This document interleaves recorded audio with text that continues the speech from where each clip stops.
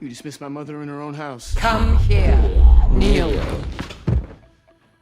How dare you use the voice on me? In 2024, Hollywood seemed to be grim and gloomy with so many superhero films and pointless sequels. But suddenly, Dune Part 2 appeared like a savior. Let us see how this movie made its mark all around the globe. The movie continues the tale of the first film, with Paul Atreides pursuing vengeance on those who harmed his family. He gathers followers who regard him as a messiah while the baddies increase their control on the world. The film keeps loyal to the book's themes of strength and faith. The sights are amazing, and the performances, particularly by Timothée Chalamet, are outstanding. Despite some minor shortcomings in the script and pace, Dune Part 2 is a well-crafted science fiction movie that any fan of this genre would love. Actor Timothée Chalamet has had a fantastic few months. Firstly, Wonka has been a big box office success, being the 8th most grossing film of 2023. And now, his portrayal in the upcoming science fiction sequel Dune Part 2 has received fantastic reviews. In the highly anticipated sequel to filmmaker Denis Villeneuve's 2021 epic, Chalamet reprises his role as protagonist Paul Atreides, this time seeking vengeance on the House of Harkonnen for slaughtering his family. Of course, there's also the minor issue that many believe he's the Messiah, fulfilling a prophecy that will lead to a horrific future that only Paul can predict. So what made Dune Part 2 special?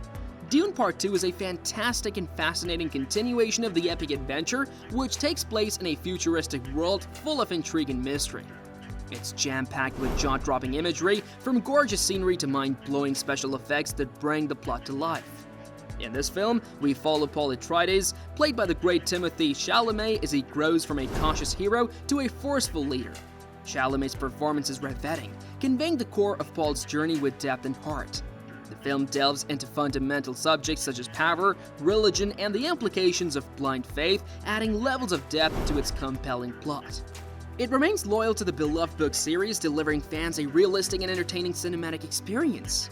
Dune Part 2 features a talented ensemble that includes Zendaya and Austin Butler, and the performances are unforgettable, drawing you into the characters' hardships and successes.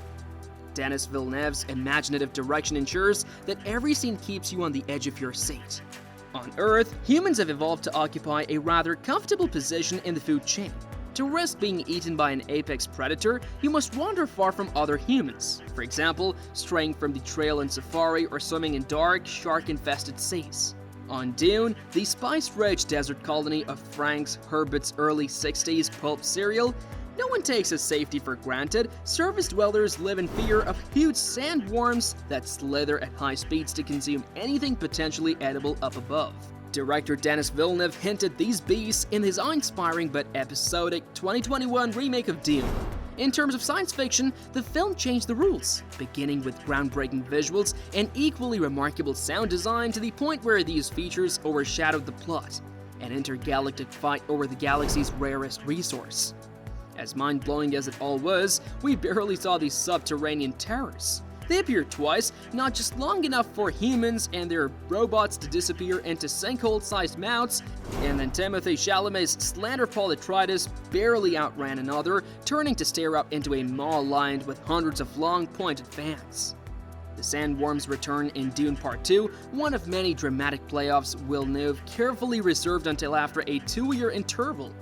Don't confuse this follow-up for a sequel. It's the second half of a narrative that Villeneuve has hinted he would want to continue with a third chapter if Part 2 does well enough. Like Christopher Nolan, the director works on the grandest scale conceivable, pushing the medium to meet his vision. Like Nolan, he enlists composer Hans Zimmer's assistance in making everything sound as wonderful as it does. Some will start with this film, and why not? The first film debuted during the pandemic and was distributed on HBO Max on the same day. However, Part 2 is only available in theaters. Villeneuve builds on the same style, treating each shot like it's a painting. Every design choice appears to have been passed down over millennia of alternative human history, from ancient hieroglyphics to a myriad of imaginative masks and veils intended to obscure the faces of individuals wielding power, nearly all of whom are women. Skip Dune and start here, and you'll be missing out on important context. Villeneuve and co-writer John Spates started after a terrible holocaust, as cruel an annihilation as America's PG-13 rating allows, in which the bodies of countless good men are heaped in mounds, fodder for Harkonnen flamethrowers.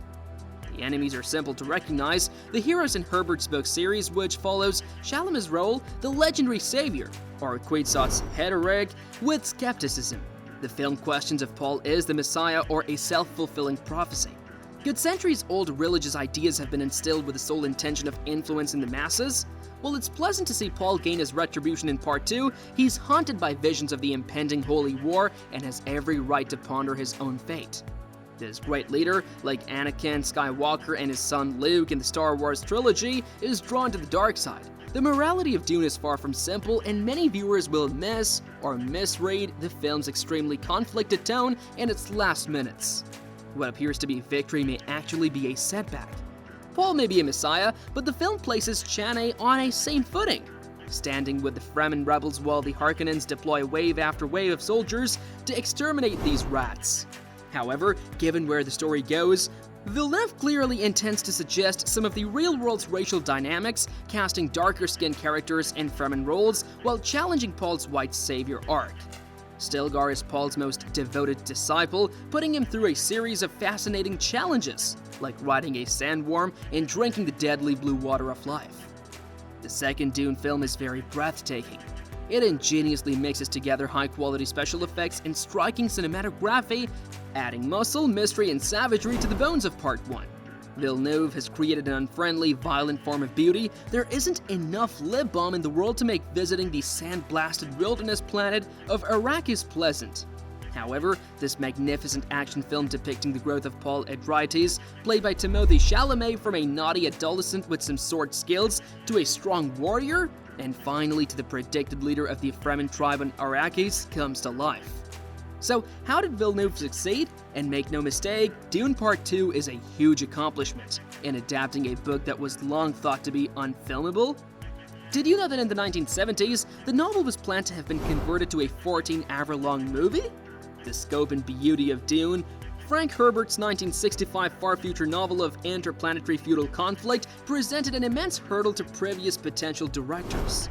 The massive budget available to Villeneuve's films surely helps. A lack of funds was the issue that hindered Alejandro Jodorowsky's planned 14-hour movie version of the book in the early 1970s.